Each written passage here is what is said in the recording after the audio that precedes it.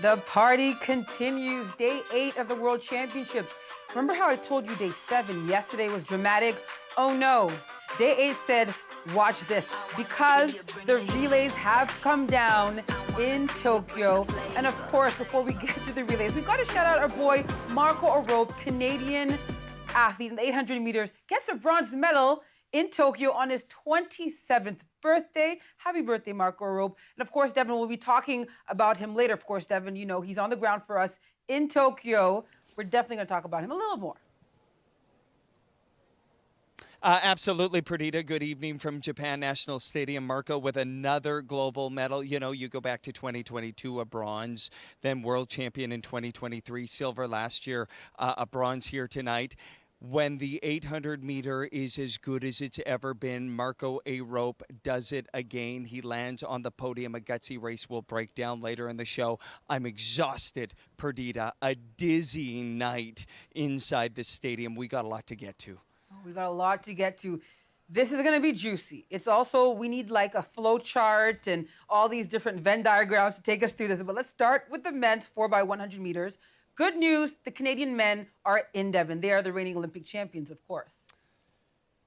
And they acted like it here tonight, Perdita. They actually were running like maybe it was the last time they might be running together, right? Andre talked about that the other day. It was a brilliant race from the Canadians. They were in control from start to finish. They played it safe like they have in heats previously, unlike other teams that we're going to get to in a second. But smooth. Brendan Rodney to Andre DeGrasse. And when Andre gets the baton in the lead, Andre doesn't get beat to the line.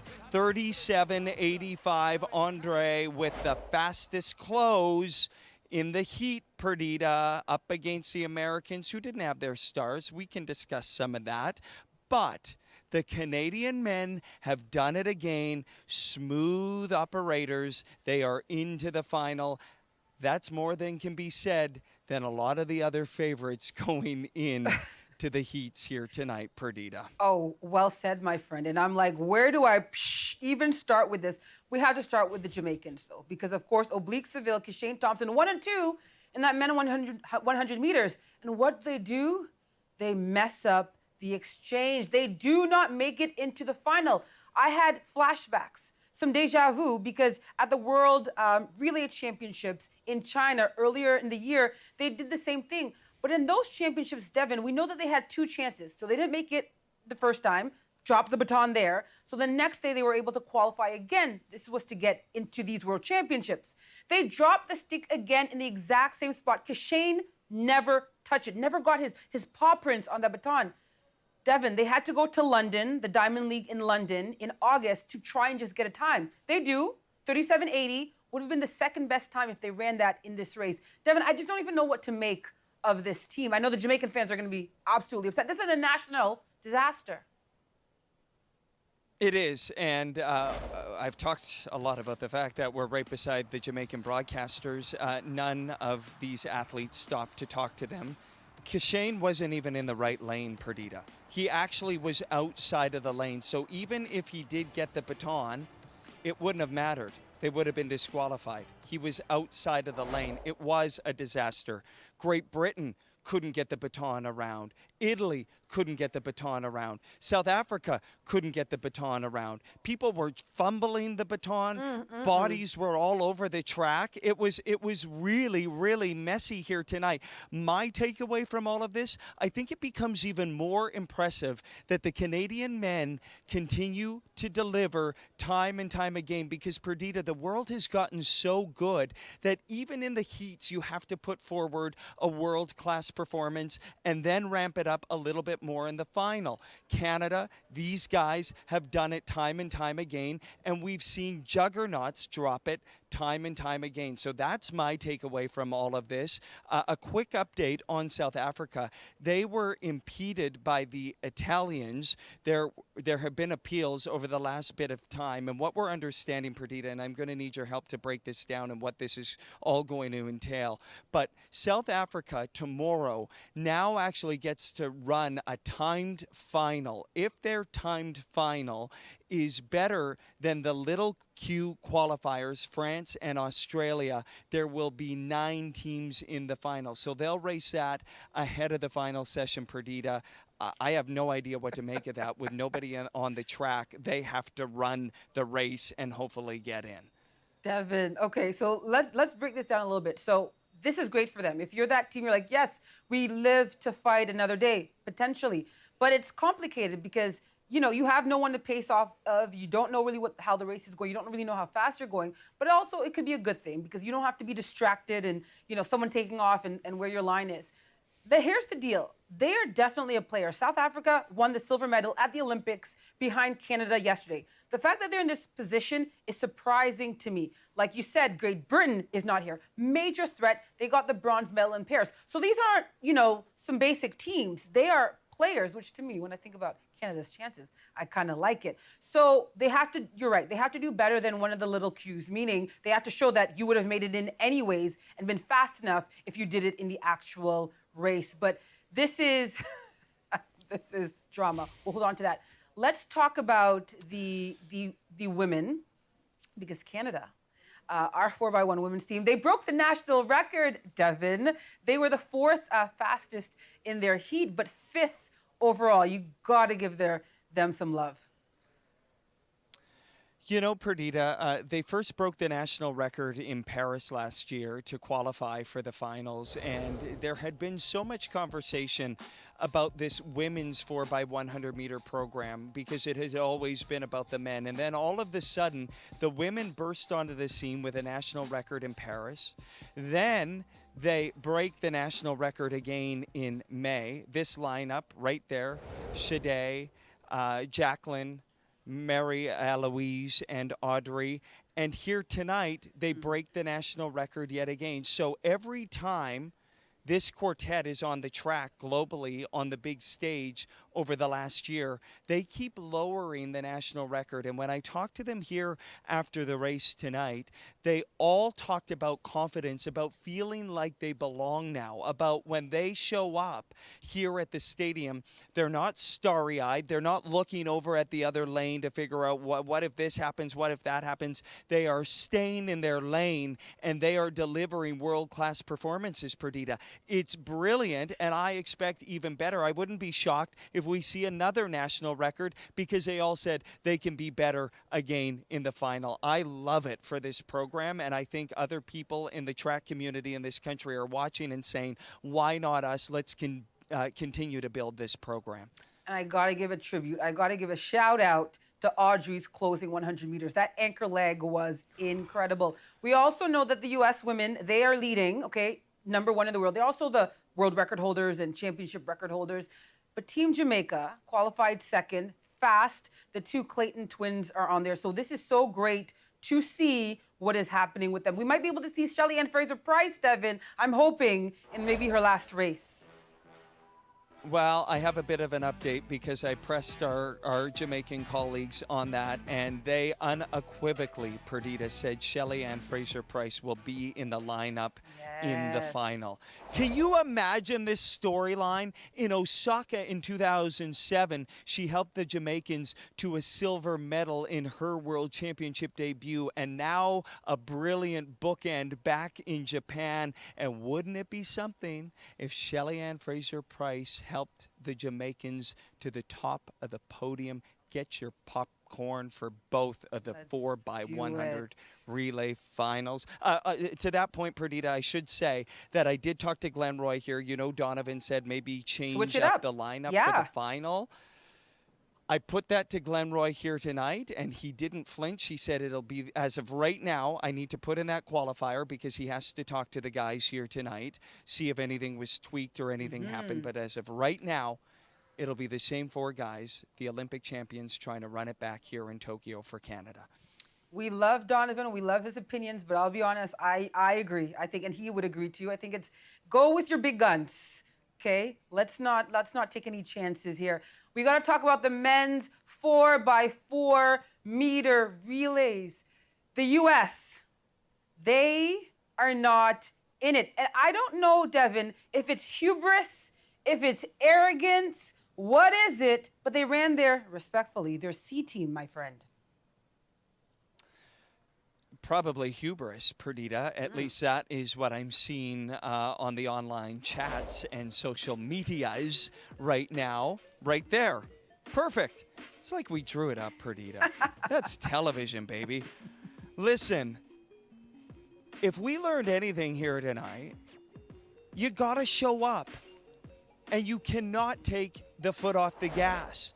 And to think that you can put, as you say, respectfully, a C team in a relay to qualify at the World Championships now, you're going to be left in the dust.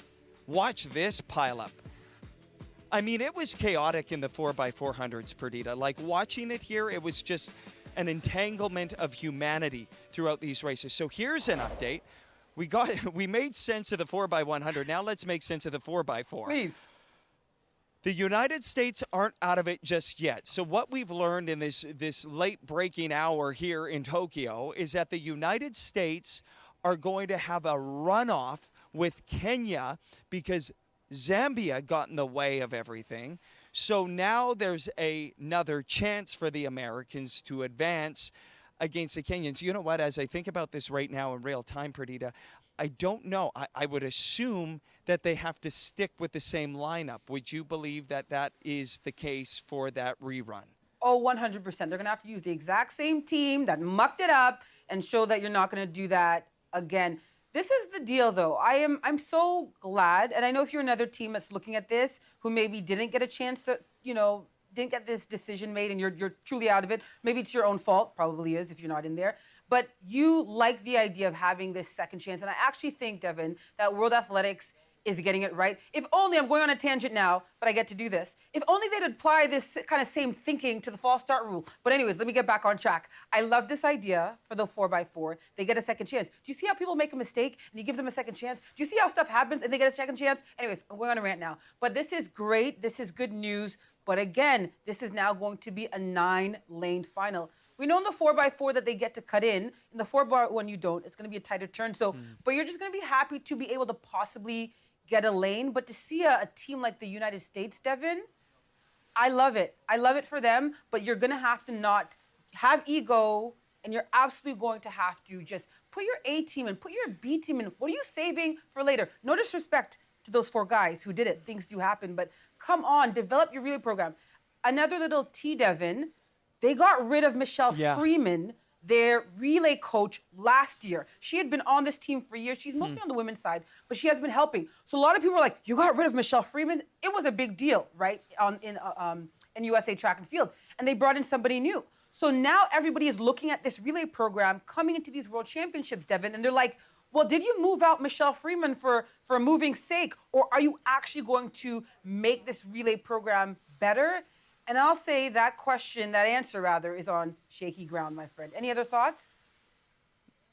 A couple of questions for you really quickly. It's a wonderful point, Perdita. I talked to Chris Chavez, who's a track and field aficionado here. I actually put it to him, how important is it that the 4x100 meter men win gold here in the United States? He says it's essential because you saw giants of the sport calling the program a disaster in the wake of what happened in Paris.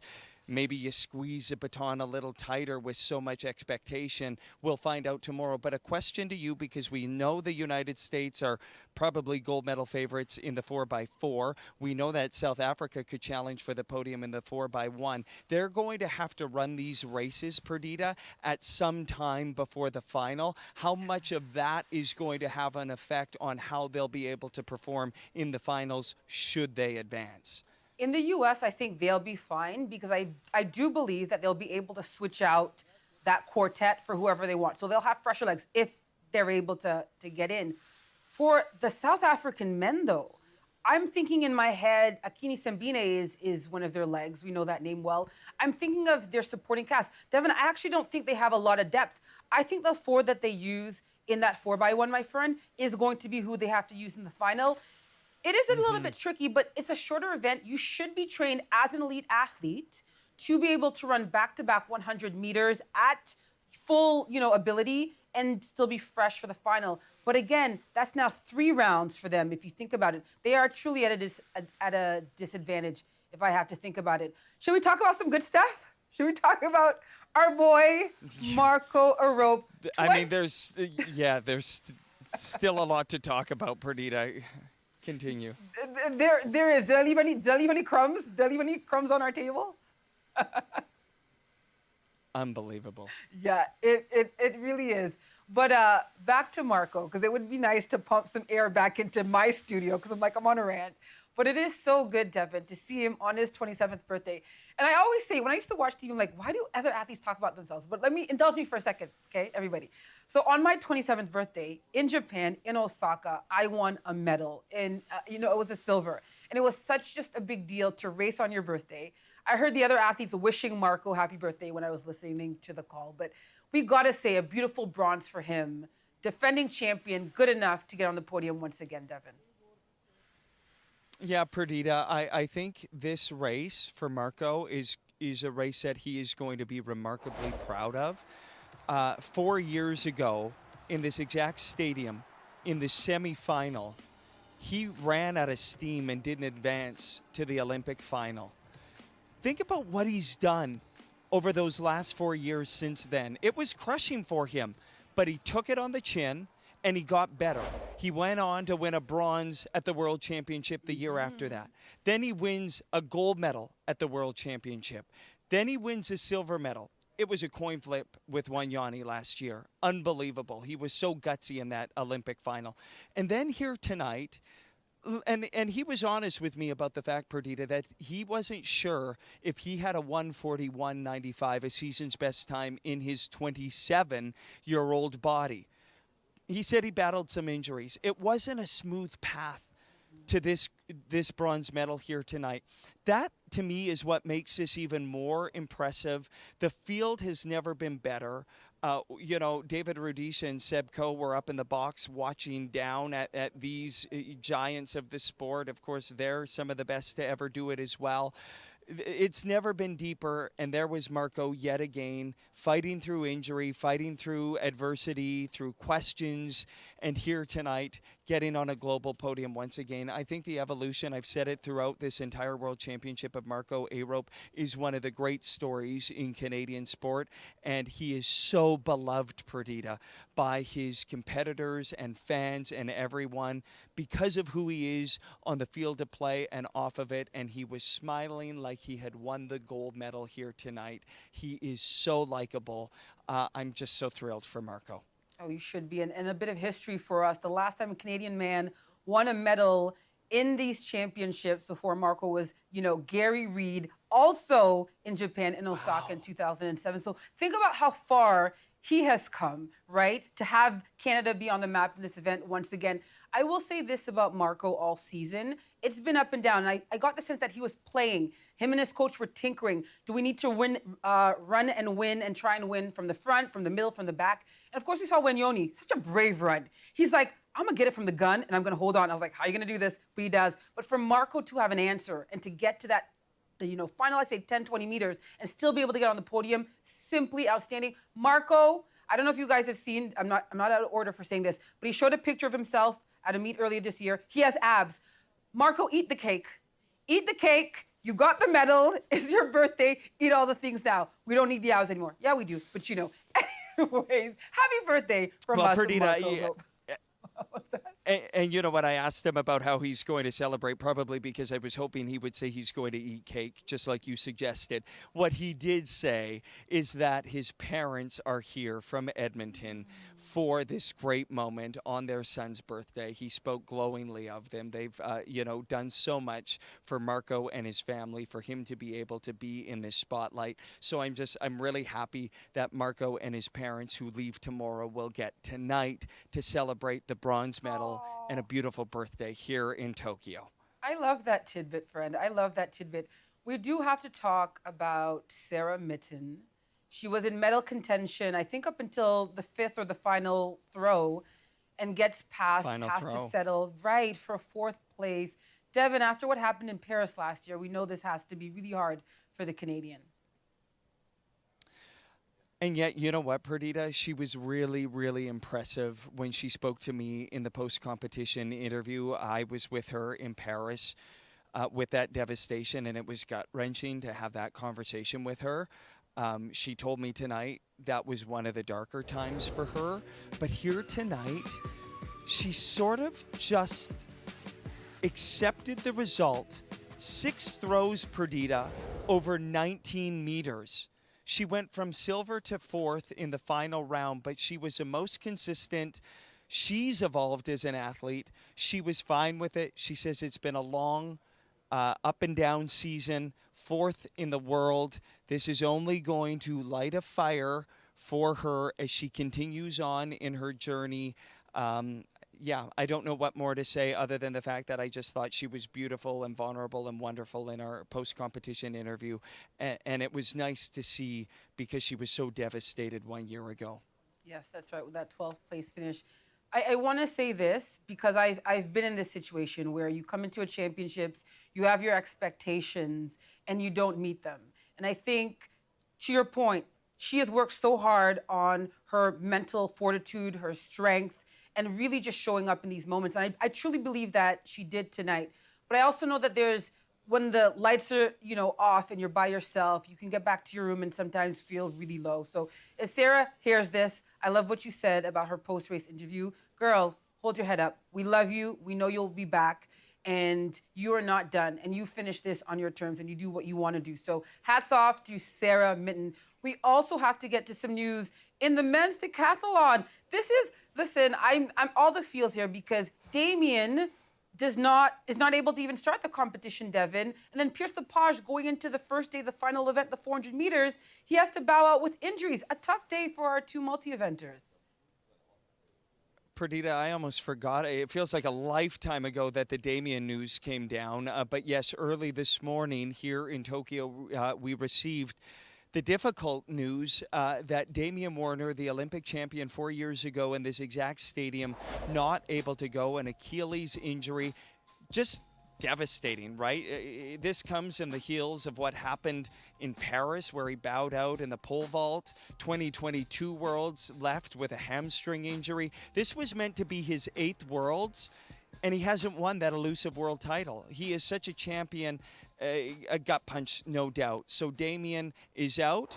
Perdita, he was unwavering when he looked at me today in our interview and said, there will be more future competitions to come. So he is still going. There wasn't even a flinch about that. He's going to rest. He's going to recover, and at 35 years old, he's going to try and bulletproof his body. And then, of course, Pierce Lepage bowing out. He told me here tonight, Perdita, that his back injury is flaring up again. He thought it was fine. He was feeling fine. But then you get in competition, and it flared up. It's frustrating. He's got to go and get back to the drawing board. He didn't have his coach here. I think Pierce was really feeling sort of isolated on this journey, trying to get back here, get back to form. He did sort of tip to me, Perdita, that there might be some news. I don't even know what that means, but I think we should all stay tuned about what Pierce Lepage has coming. So stay tuned on that. Everything literally happened today, Perdita. And I think it's so smart and so right of these 2 men. They're experienced. They know what it takes. Live to fight another day. Don't risk your future championships and performances for one day. I know this feels important, but their team and them know what's best, and this makes sense. Let's talk about a real great moment really quickly, that women's 5,000 meters. I was on the GO train coming into the studio, and I was watching it on my phone on CBC Gem, and I was like, what is this? Chebet, Olympic champion at this event, Olympic champion in the 10,000 meters, goes past Faith Kipyegon, already the world champion at 1,500 meters, and wins. This was such a beautiful moment. And of course, Bartoletti of Italy gets the bronze medal. First time, and I think the commentators were saying like decades and decades since anyone won a medal from Italy in that event. But this was the Beatrice Chebet show, everybody. All right, let's check out what's happening tomorrow. The last day, no, it's not supposed to be over. Yeah, tomorrow's the last day. But these 4, they're gonna look to get another gold medal to go with their Olympic gold medal in the men's 4x1, live streaming on Gem. I don't know if we know the time, but we're gonna figure it out. It's early. Get the kettle on, as my friend Devin would say. Get your popcorn too. Devin, thank you for this.